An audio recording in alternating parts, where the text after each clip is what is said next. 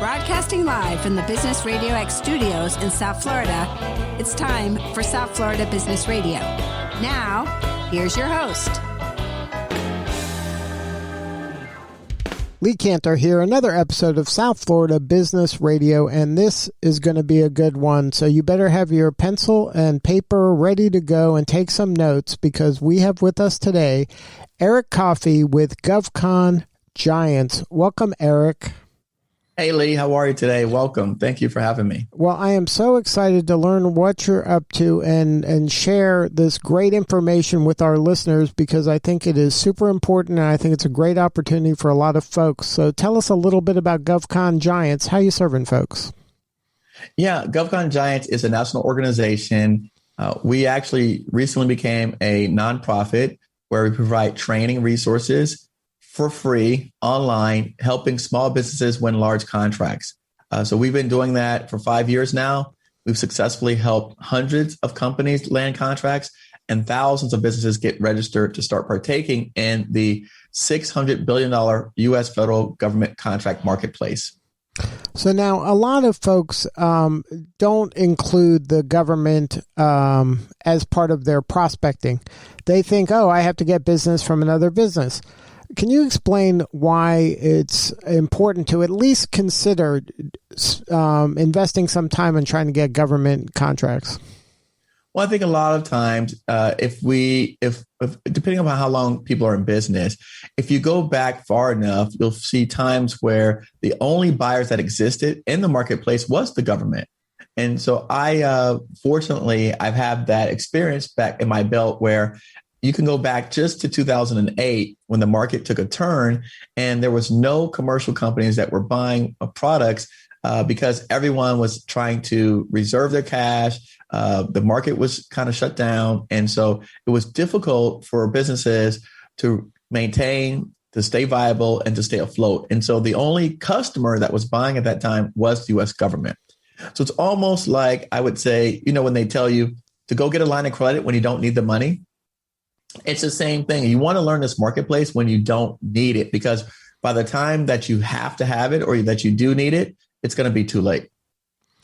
So now, is this for only kind of B2B businesses? Is it something that you have to be kind of making something in order to be a good option for the government, or can it be a professional service business? Can it be a marketing company? Like, what are kind of the sweet spot for government contracts? Great question. We actually, believe it or not, everything that the private sector buys, so does the government, including services, including products. And you do not have to actually manufacture the product in order to sell it to the government. Why? The beautiful thing about going to the government is they have a procurement process. And so even the manufacturers themselves, if they're not tied in and they're part of that procurement process, the government cannot buy from them. And that's one of the advantages that I encourage small businesses to pursue, is because if you're not in the government's database and you're not a registered vendor or registered supplier, it doesn't matter what product that you make or manufacture, they cannot buy from you. And because of the bureaucracy and that system, it creates an opportunity for those small businesses that are nimble, that are swift, that have the opportunity to learn this marketplace to then, create somewhat of a margin for themselves of reselling that product to the government.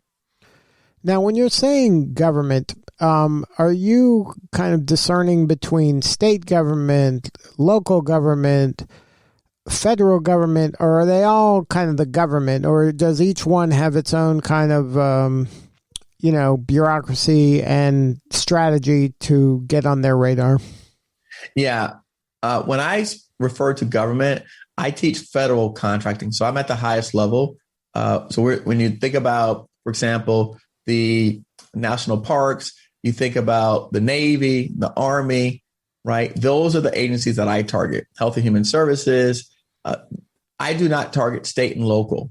So they are all unique in how you approach them in terms of strategy. But I target the federal government contracting arena because, particularly if you're selling a product,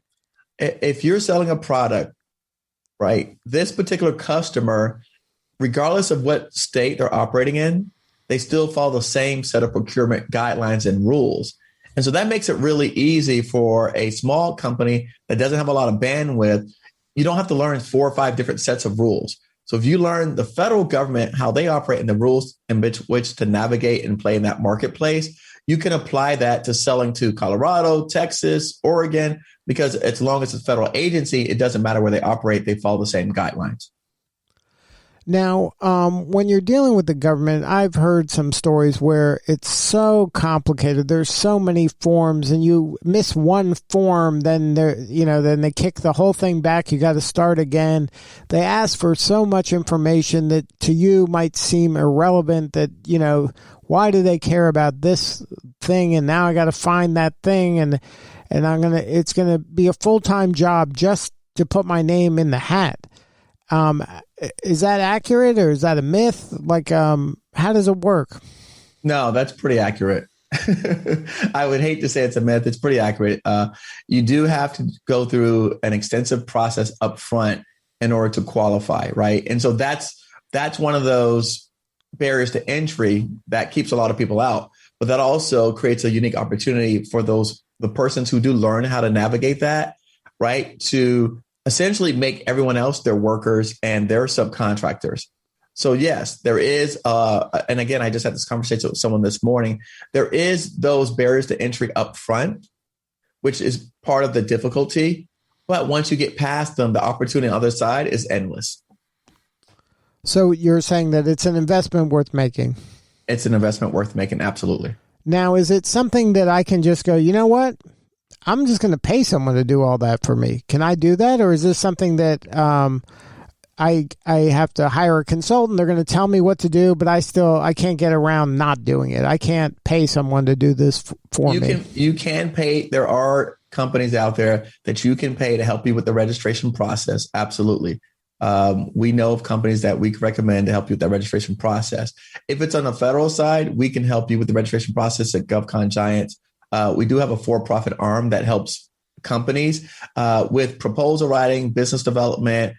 We also do training, coaching, counseling that is on a for-profit side. So we do offer those services for companies that want it. And for me, I always say it just depends on whether you have more time than money or money than time. In our videos and our trainings, we teach you how to navigate that. So it just depends.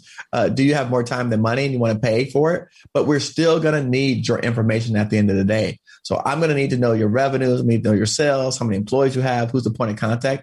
So you're still going to have to give me all of that information to populate into the database.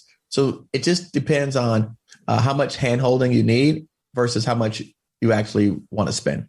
So, like, how much time are we talking about? Is this something I can knock out in an afternoon? Is this a weekend? Or is this kind of what I'll be doing this summer? Okay, if you want to just get registered in the government database at the federal level, you can probably do it in a few days. And then what's some of the information that I'm going to have to get ready to begin this process? Like, what are some of those, all the paperwork I'm going to need in a pile to make my life easier when I'm going through the process? The initial registration, they're not actually checking any paperwork, right? So the initial registration, they're forms that you fill out and complete, and then you tell them, right, your revenues, your sales, your bonding, your past experiences. You go through, and so it's just a bunch of pages that you click through, and it's probably, I don't know, somewhere 75 different screens that you've got to check boxes and acknowledge. Like, for example, are you a felon? Have you ever filed bankruptcy? Those kind of questions. Do you operate in a foreign country? Like, what percentage of owners, own the company and their shares? Like, different questions along that. So just, there's standard questions about your business that you, the owner, you probably know anyways. And unless you're a really large company entity that's composed of multiple shareholders, it should be pretty straightforward questions that you know just like right off the top of your head. So if I do that, so I'm registered, is that the end? Or now, how do I just kind of apply for one of these opportunities? So now that you're registered, then you can apply for opportunities. So at that point, and that registration is through a website called sam.gov. So that's separate. So I register on one website, and then I go to sam.gov when I've fully registered. And do they give me a number or something? There's some proof that I registered? So now what they've done is they've actually done a good job of consolidating everything. So your registration and the search is on the same website, sam.gov. So you no longer have to switch between websites and databases. It's all populated in one field. So the same place that you register and update your entity information, that's the exact same place that you now search for upcoming opportunities, solicitations, RFPs, RFQs. So then when I'm ready for that stage, there's going to be more forms, I'm sure, right? There's not no more forms. I just say, I'm in. Once you're registered, there's no more forms, right? They just tell you what opportunities come out. To respond, yes, you're going to have to submit forms to respond to them. Correct. Okay. So I go on there and I say, how do I is there a search? Do I go, okay, I'm a marketing person, or for me, I produce radio shows and podcasts.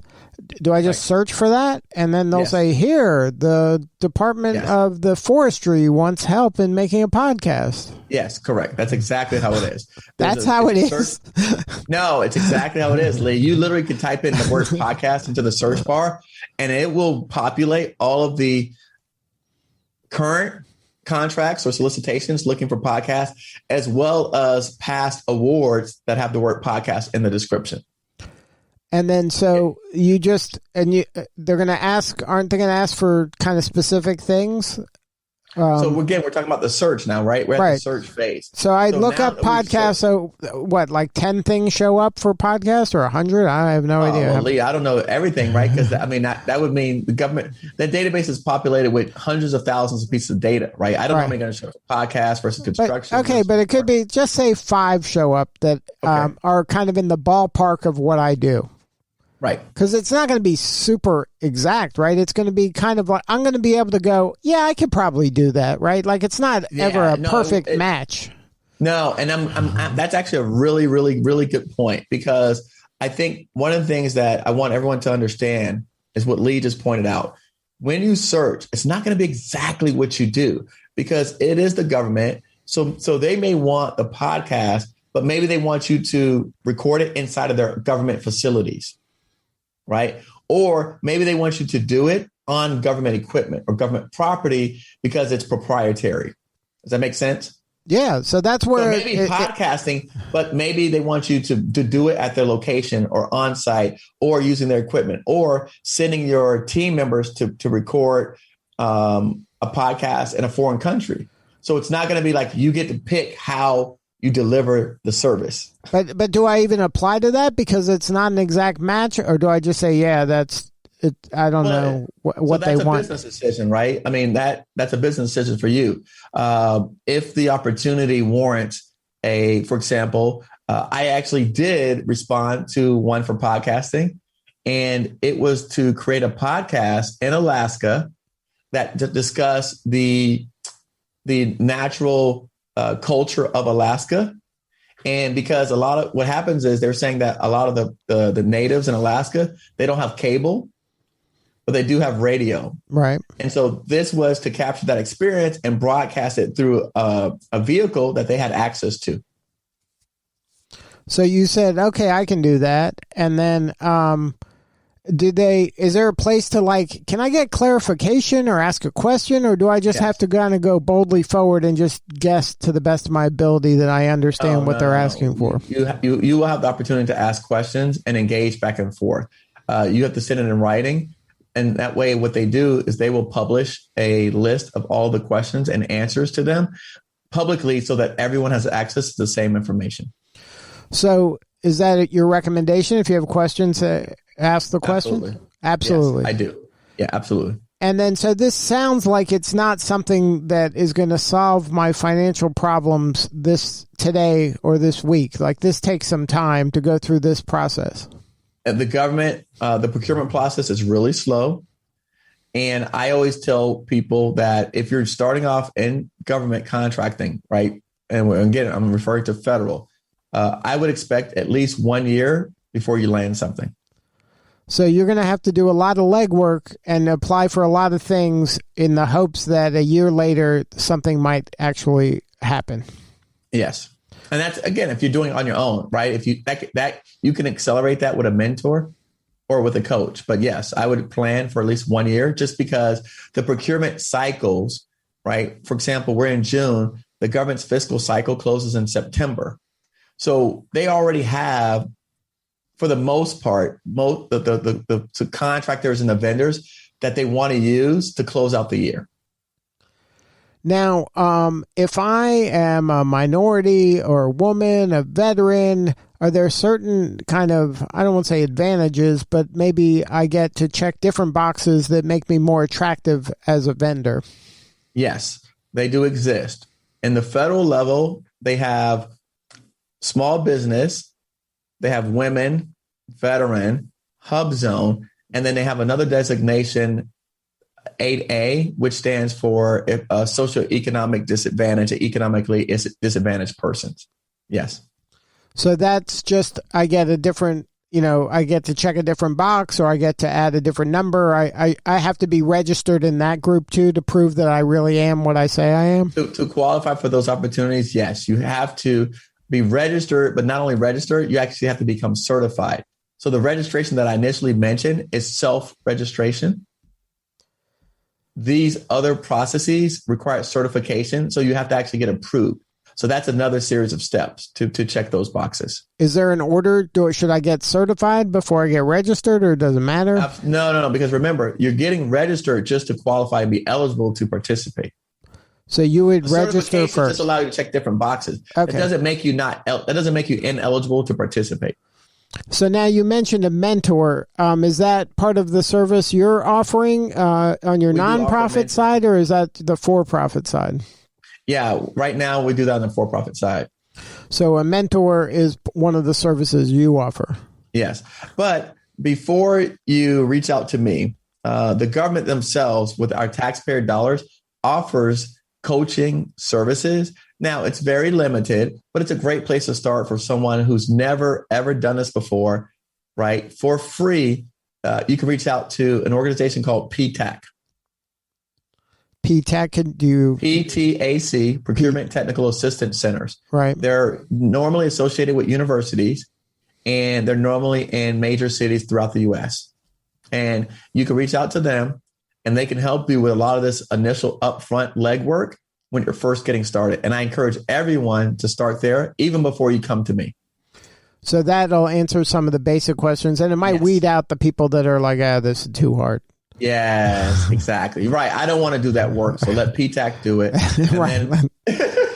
No, that makes sense, because when you start pulling on this thread, it's a long way to the finish line. It's a long way. It's a long way. And why not take advantage of a service that's already exists that we pay for as taxpayers? Right. Now, to me, that just, the government, to be honest with you, Lee, I think they're doing the best that they know how to try to support us small businesses. We may not know about all the available resources that exist. So that's why I want to make that available first and foremost. And is there one piece of actionable advice, if you were a person that has never done this before, other than go to that Ptac website, is there something that they should be doing to prepare themselves to get a government contract? Well, I do. So I recommend, I actually written 2 books. The $1 Billion Playbook, which is a short book that I wrote, literally lists all the other free places or low-cost places to access resources to navigate this marketplace. I think it's a $10 buy. That's something that I recommend to everyone. It's not a book that you read through and learn how to do government contracts. It's a resource guide. And so that way, depending upon where you're at in this marketplace, you always have a resource to turn to, and they're free or low-cost resources. And if somebody wants to learn more about your company, what's the website? Govcongiants.com. That's GovCongiants.com. Yes. Well, Eric, thank you so much. It's so much information. I really appreciate you sharing your story, and you're doing important work, and we appreciate you. Thank you, Lee. No, definitely. I have a backstory to it, and it's my mission, and I plan on seeing it through till the end until at least I've helped 500 companies achieve $5 million in revenue. 500 companies, 5 million in revenue. Well, where are you at now? What's the scorecard? Well, all right, on your way. Every big business starts small. You got to start somewhere. Got to start somewhere. All right. Well, thank you again for sharing your story. Thanks, Lee. All right. This is Lee Cantor. We'll see you all next time on South Florida Business Radio.